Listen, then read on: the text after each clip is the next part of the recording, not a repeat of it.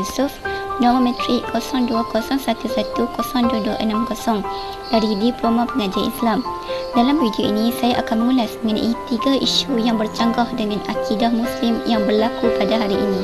Isu pertama yang bercanggah dengan akidah ialah yang mana baru-baru ini telah viral satu berita mengenai tindakan seorang TikTokers yang bernama Mariam Hadid, yang mana beliau telah mencetus kontroversi apabila beliau memakai pakaian yang mendedahkan bentuk badannya ketika membaca Al-Quran dan solat.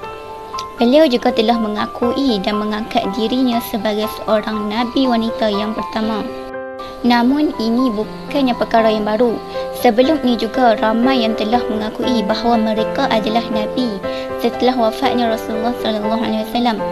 Hal ini sangat bertentangan dengan akidah Islam yang sebenar, yang mana kita semua mengetahui bahawa Nabi SAW adalah Nabi yang terakhir, iaitu penutup segala Nabi yang membawa ajaran Tauhid.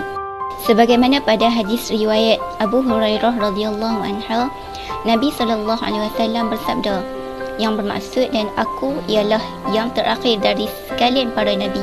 Hadis riwayat Bukhari. Dan firman Allah Subhanahu Wa Taala yang bermaksud, dan akan tetapi sesungguhnya Muhammad itu ialah utusan Allah dan penutup segala Nabi-Nabi. Surah Al-Ahzab ayat 40. Dalam hadis yang lain, Rasulullah SAW telah bersabda bahawa telah terputus atau berakhirnya kenabian setelah beliau, yang bermaksud bahawasanya kerasulan dan kenabian itu telah terputus, maka tiada lagi Rasul selepas aku dan tiada lagi Nabi. Hadis riwayat Ahmad. Melalui dalil-dalil tersebut, jelaslah bahawa tiada lagi Nabi setelah wafatnya baginda SAW. Dan mereka yang mengakui bahawa diri mereka itu Nabi dan juga Nabi wanita yang pertama, itu adalah kerana akidah mereka telah terpesong. Sedangkan setiap syariat dan permusuhan Islam itu adalah daripada wahyu Allah Subhanahu Wa Taala yang telah dirakamkan dalam Al-Quran dan Al-Sunnah, maka wajiblah bagi kita untuk mengimaninya. Berkata sebahagian ulama, barang siapa yang tidak percaya Nabi Muhammad SAW adalah Nabi yang terakhir, maka dia adalah tidak beriman. Dan barang siapa tidak tahu bahawa Nabi SAW adalah Nabi yang terakhir, maka rosaklah Islamnya.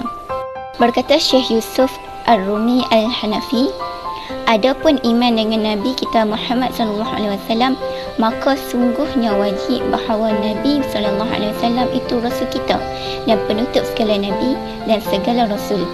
Maka apabila seorang itu beriman bahawa Nabi Muhammad SAW itu adalah utusan Allah, tetapi dia tidak mempercayai bahawa Nabi SAW itu adalah penutup segala Rasul dan tidak dibatalkan syariatnya sampai hari kiamat, nescaya tidak ada ia seorang mukmin.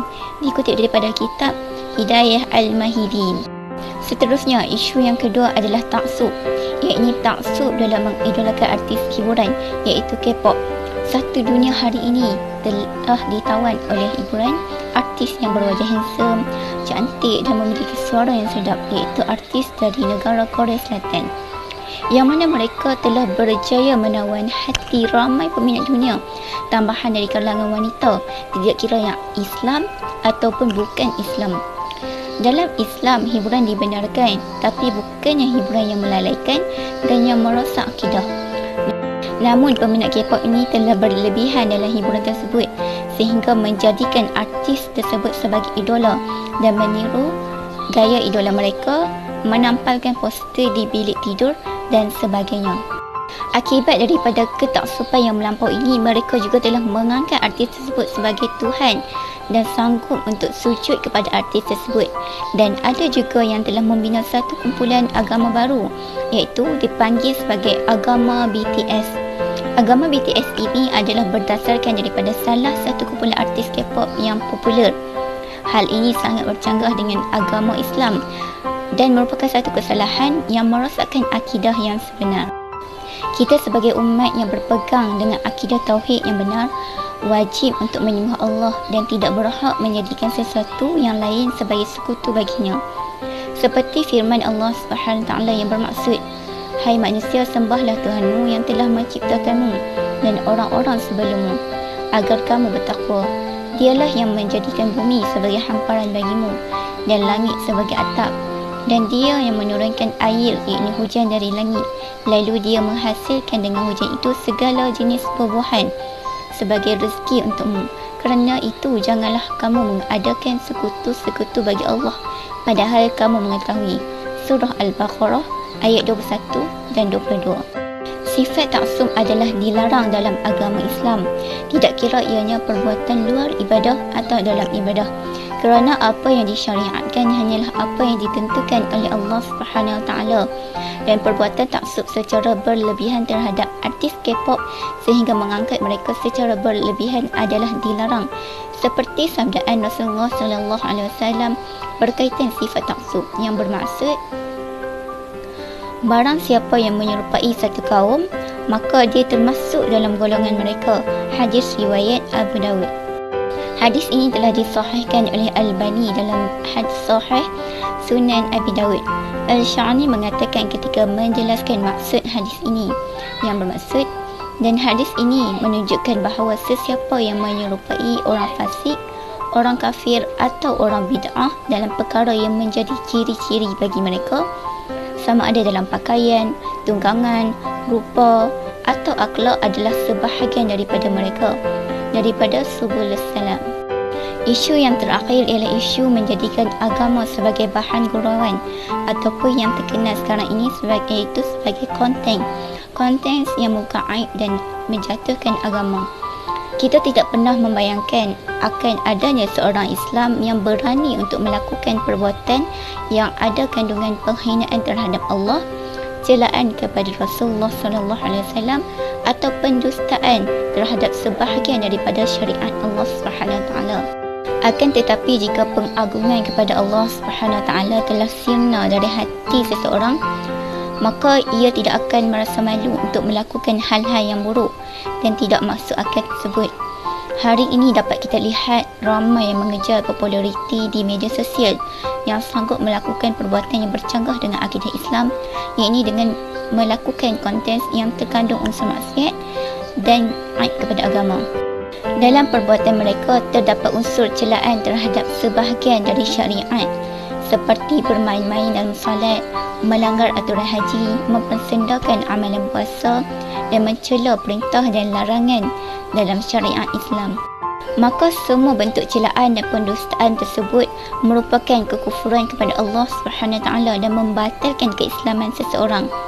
Ini berdasarkan firman Allah Subhanahu Wa Taala yang bermaksud, dan jika kamu bertanya kepada mereka apakah yang mereka lakukan itu, tentulah mereka akan menjawab, sesungguhnya kami hanyalah bergurau senda dan bermain-main saja.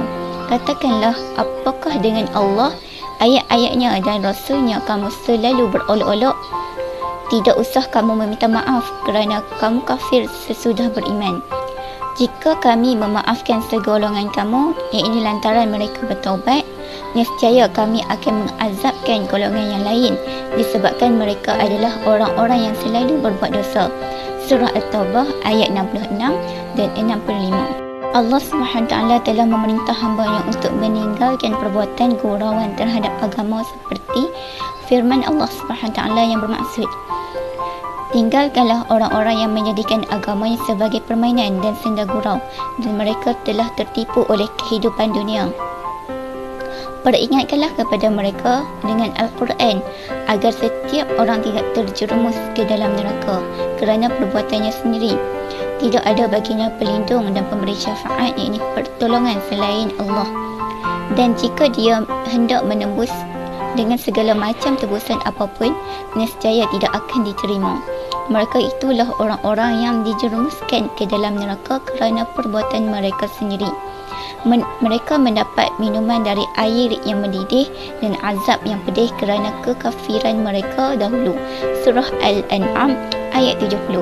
Kesimpulannya, sebagai seorang Muslim yang beriman dengan akidah yang benar, tidak wajar untuk kita melakukan perkara yang bercanggah dengan agama, kerana Allah Subhanahu Wa Taala telah merakamkan larangannya akibatnya dalam Al-Quran untuk kita hayati. Tapi dengan sifat rakusnya dengan kesenangan di dunia, kita lupa untuk mengamalkan syariat yang sebenar dengan menghalalkan apa yang telah diharamkan oleh Allah, dan kita telah mengharamkan apa yang telah dihalalkan oleh Allah. Hilangnya rasa malu dan syukur kepada Allah adalah punca utama kita melanggar aturan syariat yang sebenar. Rasulullah SAW telah bersabda yang bermaksud, jika engkau tidak malu, perbuatlah sesuka hatimu. Hadis riwayat Bukhari. Okey, itu sahaja daripada saya. Sekian wabillahi taufiq wa hidayah. Wassalamualaikum warahmatullahi wabarakatuh.